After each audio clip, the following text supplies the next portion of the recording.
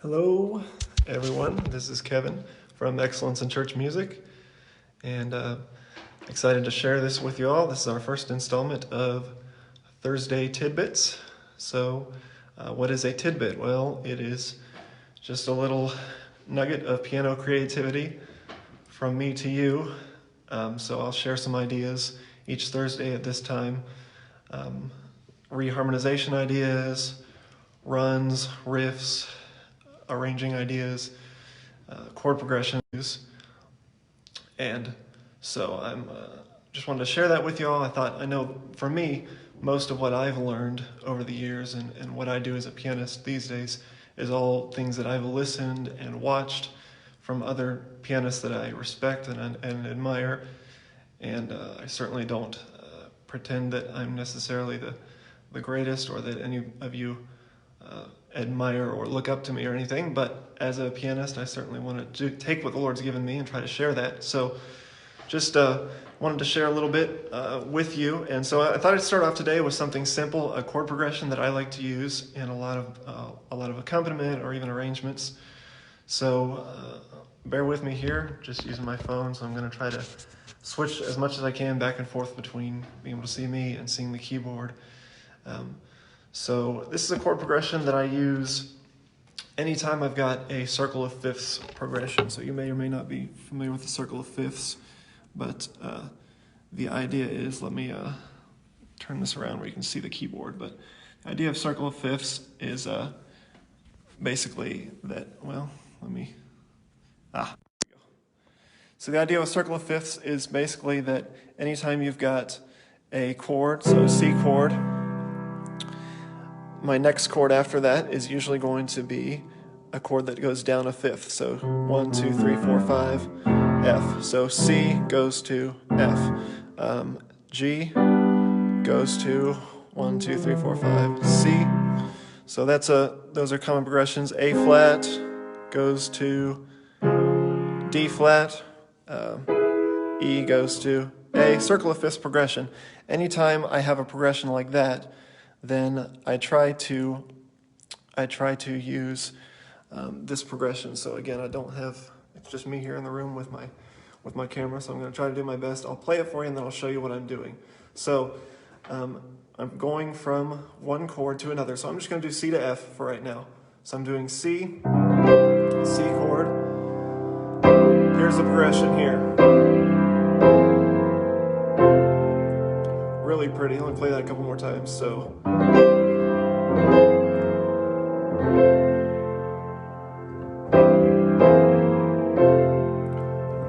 that's just a C to F movement. So let me turn this around and show you in each individual hand what I'm doing. So in my left hand, what I'm doing is I'm playing a C chord, but I'm playing a C over G chord.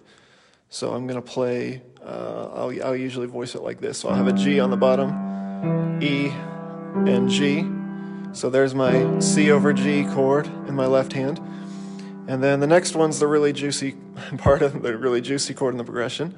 So you're going to go down to the F sharp, still keep this finger on the E, and then the A sharp up here. And I recognize that may be a bit of a stretch for some of you, so you can roll that if you need to. But F sharp, E, A sharp. So again, we start here, G, E, G, go down to F sharp, E, A sharp, and then we just go to our F chord from there. F, A, F, F, or F, C, F, F, C, A, however you want to voice that. So here's the full progression again, just in the left hand. So we've got G, E, G, F sharp, E, A sharp, and then F, C, A. We'll just do that again. You can roll that if you can't reach the 10th. So the full progression, really, really pretty sounding. That's what makes it sound so pretty, is that left hand part here. Let me show you what I'm doing on the right hand. So the right hand is much, much simpler, but I'm starting with the C chord, just a full C, C, E, G, C. For that next chord, all I'm doing is just augmenting the C chord. So I'm going to take my G and raise it to a G sharp. And then we're just going to move to the F chord after that. So here's the right hand, C, C augmented, F, right? I'm going to try to put these together, and I'm sorry, I'm going to have to turn the phone around to do that because I don't have somebody else to hold this for me, so as far as seeing both hands together. But I'll play that for you with both hands together. So again, that sounds all together like...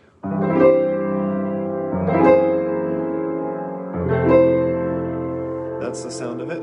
I guess I did an F major 7 instead of just a regular F chord. But there's your C over G, F sharp, E, A sharp in the left, C augmented in the right, and then my plain F chord here. So where are some places, let me give you an example of how I might use this in a song. So let's say I'm playing the hymn, The Love of God. So the love of God, let's say we're playing that in the key of C. I come into the middle line.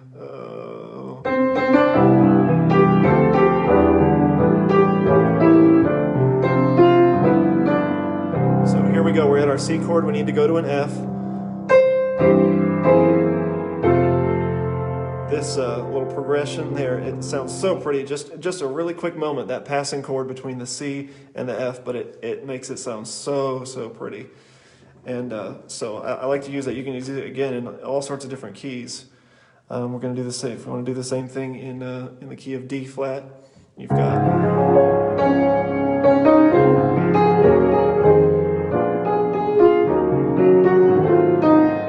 So here's D flat over A flat. Now we've got G, F, B in the left hand. D flat augmented in the right,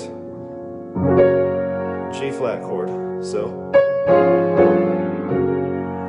and that's really the gist of it. And let me show you a couple different variations now that you can do. So that's kind of the original, if you want to call it that. In my left hand, if I want to add it, instead of just making a plain C to F progression, if I want to do a C7 to F, which is also pretty common, I can use that same thing in the same song. What I'll do is, instead of starting here, I will move my thumb up to the B flat instead. Again, it might be a little bit of a reach for some of you, but you can roll it. So G, E, B flat, there's your C7 chord. And then this is what makes it so simple. From there, I don't even move these two fingers here. They stay right on the E and B flat. I just move my pinky down to the F sharp. So here's the first chord.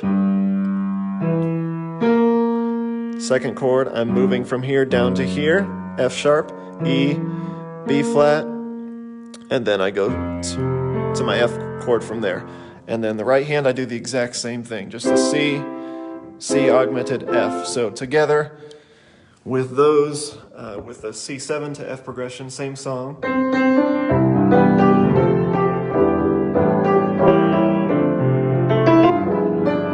So here's my C7.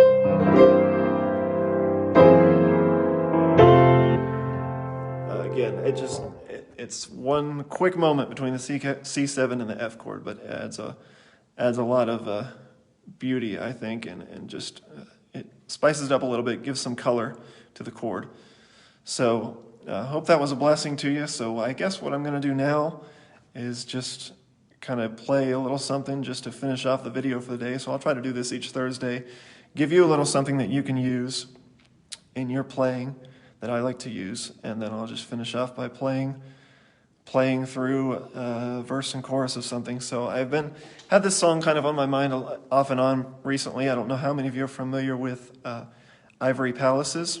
It's a beautiful song. I don't hear it sung very often, but so pretty. So I'm going to play a little bit of that in the key of G flat for you, and do a little bit of reharmonization with it. But it goes a little something like this.